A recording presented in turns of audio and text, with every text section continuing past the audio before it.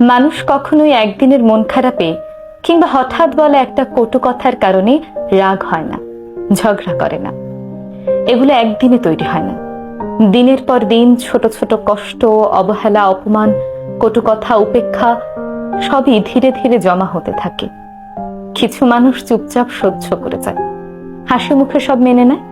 কিন্তু সহ্যেরও তো একটা সীমা থাকে। যখন সেই সীমা পার হয়ে যায় তখনই ঘটে বিস্ফোরণ। তখন আর ব্যথা বোঝাতে হয় না, শব্দই গর্জে ওঠে।